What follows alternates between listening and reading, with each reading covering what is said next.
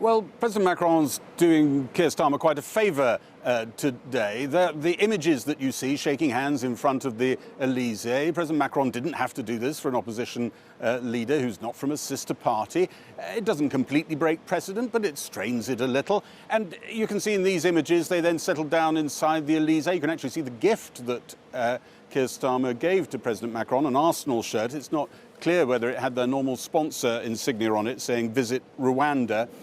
As you were saying, in the room, we know from sources in Paris that they discussed Ukraine, what might happen in the US elections, China, but there was no mention in the briefing of whether they discussed Europe. And this is at a time when Keir Starmer is signalling that he wants to go further than Boris Johnson's Brexit deal. Exactly in what form he goes further, how he does it, not clear. So you might think that the two of them might just have scoped this around, pushed it around the room a little, touched on it, thought about it. But we have no confirmation they talked about it. Nonetheless, the headlines, you may find this a touch confusing, already on a lot of the newspaper websites, no doubt in those newspapers tomorrow morning, are talking about how President Macron is lining up associate membership of the European Union for Keir Starmer-led Britain should Labour come into power. And that's because a report came out today, with awkward timing perhaps for Keir Starmer, and this is by a bunch of academics commissioned by the French and German governments looking into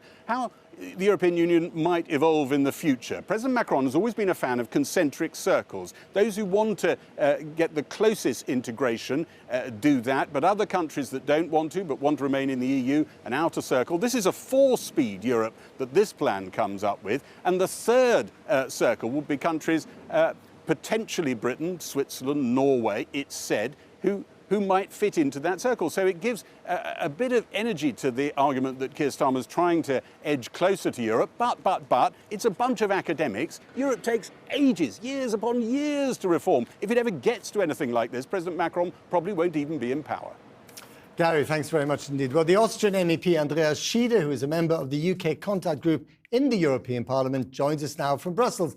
Andreas Schieder, thank you very much for being so patient, for coming on the programme. You just heard Gary Gibbon there, our political editor, saying that there is this new report from this think tank sponsored by the Germans and the French about these concentric circles, and that Britain, lo and behold, could find itself in the third circle as an associate member. Is that even a runner? Is that something realistic? I would say these think tank ideas are partially even not very new one, because we know that if the European Union wants to enlarge, 27 already now is complicated, 30, 35 head of states might be even more complicated for decision making. So this is not only about the UK or Norway, it's also about Balkans and how to integrate in what we want to achieve and what we are negotiating now, for example, all the Balkan states. But what I want to say as member of the parliament on these ideas is also, I think we have to take further steps to make the European Union more democratic, parliamentary democratic, and to form more a parliamentary based union. There is still space to be done. All right. Now, Keir Starmer, the leader of the opposition, who, if he wins the election, will be the next prime minister of this country, is confident that he can use the 5-year review of the Brexit trade agreement to come up with a better agreement. Is that a realistic hope? So question one is there a better agreement possible? Yes, because still nowadays there are big issues which are not touched by the agreement. It is youth exchange, it's the energy chapter, and we are still waiting for an implementation of a lot of points of the agreement. So I would say there is still space for negotiations, and we do not expect that with Keir Starmer negotiations might be, let's say, softer.